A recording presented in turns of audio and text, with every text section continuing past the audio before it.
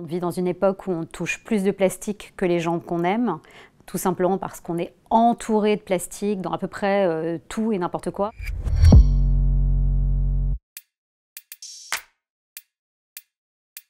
Moi, en tant que consommatrice, je consomme encore moi-même du plastique parce que je ne peux pas faire autrement. Aujourd'hui, quand je vais dans un magasin, la plupart du temps, il y a énormément de produits qui ne me sont pas proposés dans autre chose que du plastique. Et aujourd'hui, on ingère à peu près tous l'équivalent d'une carte de crédit par semaine, ce qui équivaut à 5 grammes de microparticules de plastique, ce qui est beaucoup et beaucoup trop. Aujourd'hui, on en ingère par tous les produits qu'on utilise, que ce soit dans notre quotidien avec les crèmes, les maquillages, que ce soit dans la nourriture, tout ce qui est emballé dans du plastique est également contaminé, les bouteilles d'eau évidemment, mais aussi tout ce qu'on porte, c'est-à-dire les vêtements faits à base de matières synthétiques comme le polyester, le nylon, le polyéthylène, etc. Et après, il y a tous ces plastiques cachés, parce qu'il y a les plastiques évidents, comme par exemple ce qu'on appelle le plastique à usage unique. Mais après, vous avez les plastiques qui sont cachés, comme par exemple les chewing-gums. En mâchant du chewing-gum, ils sont en train de mâcher du plastique et donc d'ingérer des microparticules de plastique. La plupart des sachets de thé qui sont dans le commerce contiennent tous des filaments de plastique. Donc quand vous allez vous faire du thé, vous allez vous faire un joli bol de microplastiques. Dans les tampons, par exemple, c'est pareil, il y a énormément de plastique. Même quand c'est du cachemire, il y a toujours 10 ou 15% de matière synthétique dedans. Ces matières synthétiques que vous portez vont aussi être ingérées par les pores. Donc on ingère par multiples biais, que ce soit justement dans la nourriture, ce qu'on porte, et aussi l'air qu'on respire, parce que malheureusement aujourd'hui, il y a du plastique absolument partout. Et tous ces plastiques que j'appelle cachés, parce que ce n'est pas évident de le savoir si vous n'en êtes pas au courant, ce sont des plastiques qui ne devraient même pas être là en fait. Pour quelles raisons aujourd'hui on ne peut pas choisir des produits sans plastique? C'est un matériau qui est classé en 7 catégories. Il y a 7 sortes de plastique, et dans ces 7 sortes de plastique, tous les types de plastique sont toxiques pour l'homme. Donc il n'y a pas un seul plastique qui n'est pas toxique. Et l'un des plastiques les plus utilisés, c'est le PET, qui est notamment utilisé pour les bouteilles d'eau. Et ce plastique est un des plastiques les plus dangereux et les plus toxiques. Le plastique, c'est du poison. En ingérant une carte de crédit par semaine, c'est comme si vous vous empoisonniez petit à petit, un peu tous les jours. Quand vous voyez l'explosion des cancers de plus en plus jeunes, toute cette jeune génération qui a du mal à pouvoir faire des enfants. Tout ça est lié à la quantité exponentielle de plastique qu'on a autour de nous. Le plastique, c'est plein de perturbateurs endocriniens. Une femme, par exemple, dans les pays industrialisés, va mettre en moyenne à peu près 15 produits de beauté sur son visage. Et ces 15 produits de beauté sont quasiment tous enveloppés dans du plastique, donc contaminés par ces microparticules de plastique. Les microparticules de plastique, c'est comme des éponges à des microbes, à des toxines. Et en fait, le métabolisme d'une femme est complètement différent que celui d'un homme. On va créer beaucoup plus d'œstrogènes à des moments importants de notre vie, comme la puberté, la menstruation, la lactation, la grossesse, la ménopause. Et tout ça, quand vous calculez dans la vie d'une femme, c'est plus de la moitié d'une vie. Donc elle est forcément plus impactée et plus affectée par cette pollution plastique. Le corps d'un homme va plus l'éliminer. Alors aujourd'hui, on produit 400 millions de tonnes de plastique par an. On est arrivé à un stade où ça devient très visible dans l'environnement.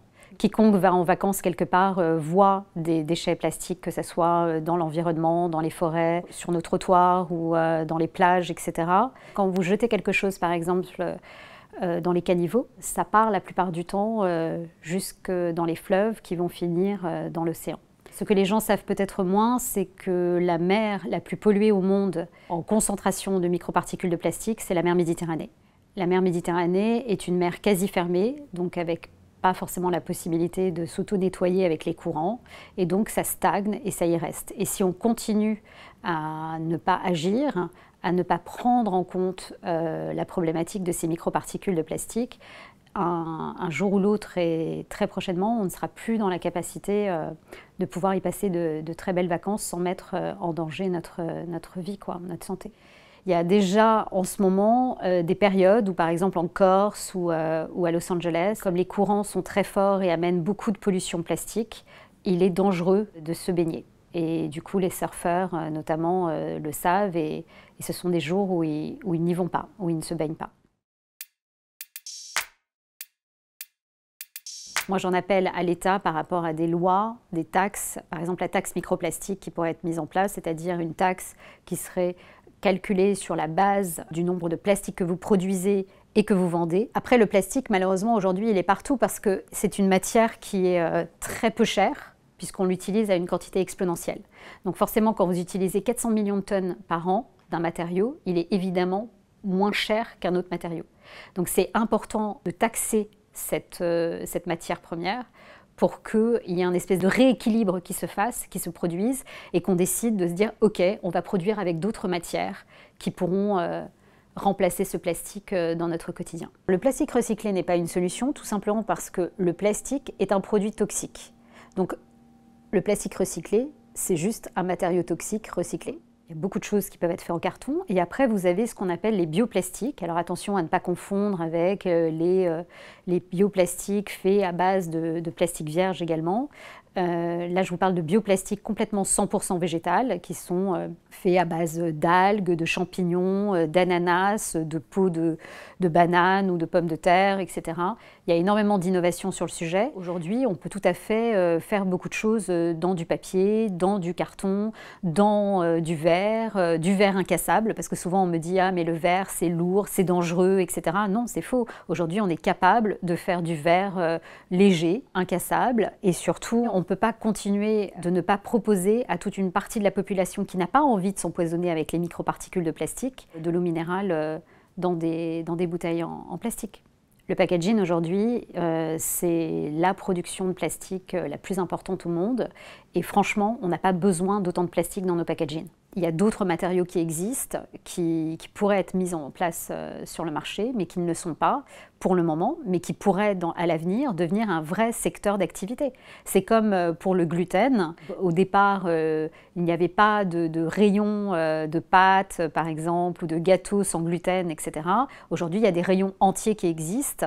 Et ça crée, c'est une véritable économie pour beaucoup de marques. C'est qu'aujourd'hui, j'aimerais beaucoup que le nombre d'innovations qu'on a, parce que l'être humain est capable de tant et a toujours eu tant de génie pour trouver des solutions. Et d'ailleurs, c'est pour ça que je pense qu'on n'est absolument pas ni à la fin du monde, ni à la fin de l'humanité, parce que l'être humain a toujours été capable de dépasser les limites de la nature. Mais maintenant, la question, c'est surtout à partir de quand on va enfin se réveiller pour mettre les innovations de ces génies humains au service de ce problème.